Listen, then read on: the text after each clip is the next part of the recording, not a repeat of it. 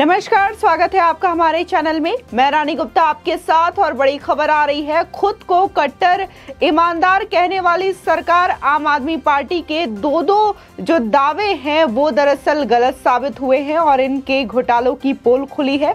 आपको बता दें, अरविंद केजरीवाल और सत्येंद्र जैन को लेकर के बड़े खुलासे हुए हैं। जहां एक आरटीआई रिपोर्ट दाखिल की गई थी, उससे जहां एम्बुलेंस को लेकर के और हेल्थ मॉडल को लेकर के सवाल उठे हैं आप सरकार पर, तो वहीं अस्थायी तौर पर कोरोना टाइम में बनाए गए हॉस्पिटल्स के भी पोल खुले हैं, जिनमें कि भ्रष्टाचार के आरोप आम आदमी पार्टी पर लगे हैं। आपको बता दें कि इसको लेकर के तमाम जो ट्वीट्स हैं वो आ रहे हैं। इसी के साथ ही दिल्ली बीजेपी प्रदेश अध्यक्ष आदेश गुप्ता ने भी इसको लेकर के ट्वीट किया है और कहा है कि पीडब्ल्यूडी के इंजीनियर और आम आदमी पार्टी के केजरीवाल के मिली भगत के द्वारा ये घोटाला दिल्ली सरकार में किया गया है। आपको बता दें कि कोविड टाइम में 7 अस्थायी हॉस्पिटल बनवाए गए थे, जिसमें कि 1000 से भी ज्यादा करोड़ के ये जो घोटाले हैं वो उसकी पोल खुली है और अब इसकी जांच एसीबी को सौंप दी गई है और एसीबी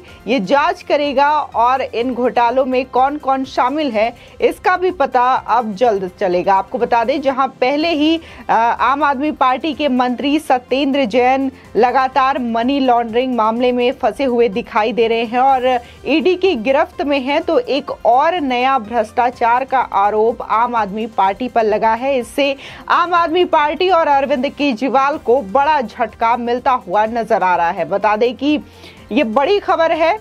कोरोना काल में केजरीवाल सरकार द्वारा 7 अस्थायी अस्पतालों के निर्माण में पीडब्ल्यूडी के 1256 करोड़ रुपए के घोटालों की एसीबी जांच करेगा। वहीं दूसरी बड़ी खबर ये आ रही है कि दिल्ली के हेल्थ मॉडल की पोल एक बार फिर सबके सामने आ गई है। गुजरात के एक एक्टिविस्ट द्वारा डाली गई आरटीआई से पता चला है कि केजरीवाल सरकार ने जितनी नई एम्बुलेंस खरीदी भी नहीं, उनसे कहीं ज्यादा उन्होंने पुरानी वाली कबाड़ में बेची है। आपको बता दें कि दिल्ली बीजेपी प्रदेश अध्यक्ष आदेश गुप्ता ने ट्वीट कर कहा, यह अस्पताल घोटाला पीडब्ल्यूडी मंत्री सत्येंद्र जैन और पीडब्ल्यूडी के engineer in chief Sanjeev Rastogi की मिली भगत से हुआ है। रस्तोगी ने इन अस्पतालों को 1256 करोड़ रुपए की अपने सेवानिवृत्ति के दिन ही एक दिन कंपनी को आवंटित कर दिया। बता दें, कोरोना काल के दौरान दिल्ली सरकार द्वारा 7 अस्थायी अस्पताल निर्माण के घोटाले की जांच अब एंटी करप्शन ब्रांच को सौंप दी गई है। दिल्ली के उपराज्यपाल वीके सक्सेना ने एंटी करप्शन ब्रांच को जांच करने की मंजूरी दे दी है। उपराज्यपाल के आदेश के बाद लोक निर्माण विभाग ने तत्कालीन और वर्तमान इंजीनियर इन चीफ के विरुद्ध एंटी करप्शन ब्रांच भ्रष्टाचार की जांच करेगी। आपको बता दें, इन अस्थायी अस्पतालों के निर्माण के लिए 1256 करोड़ रुपए का बजट आवंटित किया गया था। इसी के साथ ही दिल्ली सरकार के मंत्री सत्येंद्र जैन पहले ही मनी लॉन्ड्रिंग के मामले में जेल में बंद है। उसके बाद दिल्ली सरकार को अब एक और झटका लगा है। दिल्ली सरकार द्वारा वर्ष 2021 में कोरोना मरीजों के उपचार के नाम पर बनाए गए 7 अस्थायी अस्पतालों के निर्माण में लोक निर्माण विभाग यानी कि पीडब्ल्यूडी पर भ्रष्टाचार के आरोप लगे थे। बीजेपी के सांसद मनोज तिवारी और विधायकों ने आरोप लगाया था। ये मामला दिल्ली के राउज एवेन्यू अदालत में भी चल रहा है। अब उपराज्यपाल ने इस पूरे मामले की जांच एसीबी को करने के निर्देश दिए हैं। कोरोना काल में वर्ष 2021 में 1256 करोड़ की लागत से लोक निर्माण विभाग ने जीटीवी अस्पताल, सरिता विहार, रघुवीर नगर, शालीमार बाग, किराड़ी, सुल्तानपुरी और चाचा नेहरू हॉस्पिटल, गीता कॉलोनी में अस्थायी हॉस्पिटल का निर्माण शुरू किया था। इन अस्थायी अस्पतालों के निर्माण में घोटाला होने की शिकायत बीजेपी नेताओं ने की थी। मामला अदालत में विचाराधीन है। अब इस मामले में उपराज्यपाल वीके सक्सेना ने भ्रष्टाचार के प्रति जीरो टॉलरेंस, सरकारी कामकाज में पूरी ईमानदारी से करने की नीयत से लंबित भ्रष्टाचार की जांच के आदेश दे दिए हैं। आपको बता दें, पीडब्ल्यूडी के आधिकारिक सूत्रों का कहना है कि पीडब्ल्यूडी के तत्कालीन इंजीनियर इन चीफ के रिटायरमेंट वाले दिन ही Sam India Buildwell private limited नाम की कंपनी को अस्पताल के निर्माण का काम सौंप दिया गया था। इस काम के स्ट्रक्चरल ट्यूब के दाम बढ़ाने के नाम पर हॉस्पिटल के लागत मूल्य में टेंडर नियमों को ताक पर रखकर 40% की वृद्धि कर दी गई थी। इस मामले में ये भी आरोप लगा था कि अस्थायी हॉस्पिटल के निर्माण की परियोजना को मंजूरी बाद में मिली थी, पर पीडब्ल्यूडी ने टेंडर पहले ही फ्लॉट कर दिया था। बीजेपी के सांसद व विधायकों ने इसकी शिकायत गत वर्ष तत्कालीन उपराज्यपाल अनिल बैजल से भी की थी, लेकिन उन्होंने इस पर कोई भी संज्ञान नहीं लिया था। अब नए उपराज्यपाल ने मामले की जांच एसीबी को सौंप दी है। बता दें कि इस मामले की अदालत में चल रही सुनवाई के दौरान 7 अप्रैल को एंटी करप्शन ब्यूरो के जांच अधिकारी प्रवीण कुमार और सतर्कता निदेशालय के section officer Umashankar WV court में पेश हुए थे। दोनों को कोर्ट ने दिल्ली सरकार के सतर्कता निदेशक को निर्देश दिया था कि वो भ्रष्टाचार के मामले में जांच की अनुमति देने के मामले में स्टेटस रिपोर्ट दाखिल करें। दरअसल सुनवाई के दौरान जांच अधिकारी प्रवीण ने कहा था कि उन्होंने दिल्ली सरकार के सतर्कता निदेशालय को जांच की अनुमति देने के लिए जो आवेदन दिया है वो अब भी लंबित है। उसके बाद कोर्ट ने सतर्कता निदेशालय के निर्देशक के स्टेटस रिपोर्ट तलब करने का आदेश दिया था। इसी के साथ ही बीजेपी सांसद मनोज तिवारी ने गत वर्ष दिल्ली में 7 अस्थायी हॉस्पिटल बनवाने में भ्रष्टाचार की जांच करने की मांग की थी। मनोज तिवारी ने केंद्र सरकार के सचिव दुर्गा शंकर मिश्रा को पत्र लिखकर कहा था कि दिल्ली में 7 अस्थायी अस्पतालों के निर्माण में पीडब्ल्यूडी विभाग की ओर से फर्जीवाड़ा किया गया है। ये 7 अस्पताल शालीमार गार्डन, किराड़ी, सुल्तानपुरी, चाचा नेहरू बाल चिकित्सालय, जीटीबी, सरिता विहार और रघुवीर नगर में हैं। इन 7 अस्थायी अस्पतालों के निर्माण के लिए एक ही company Sam India Buildwell private limited को ठेका देने के पक्ष में किया गया है।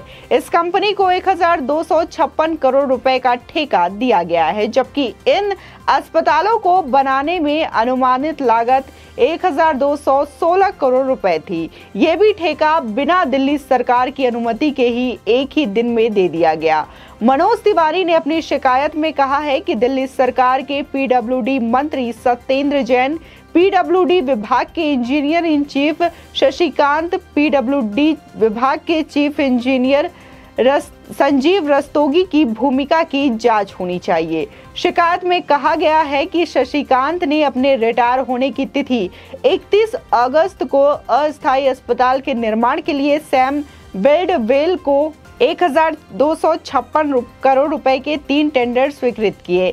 इन अस्पतालों की टेंडर राशि को संजीव रस्तोगी ने ये कहकर बढ़ा दिया कि स्ट्रक्चरल ट्यूब की कीमत 79,000 रुपए प्रति टन हो गई है, जबकि इसकी कीमत 52,625 रुपए प्रति टन थी। वहीं दूसरी ओर दिल्ली के हेल्थ मॉडल की भी पोल एक बार फिर सबके सामने खुलती हुई नजर आ रही है। गुजरात के एक एक्टिविस्ट द्वारा डाली गई आरटीआई से पता चला है कि केजरीवाल सरकार ने जितनी नई एम्बुलेंस खरीदी नहीं, उससे ज्यादा उन्होंने पुरानी वाली कबाड़ में बेची है। दरअसल आपको बता दें कि ट्विटर और फेसबुक पर एक्टिव रहने वाले सुजीत पटेल ने इस आरटीआई संबंधित जानकारी सोशल मीडिया पर शेयर की है। उन्होंने एक खास इंटरव्यू में बताया है कि उन्हें केजरीवाल सरकार के विज्ञापनों और दावों पर पहले से ही शक था।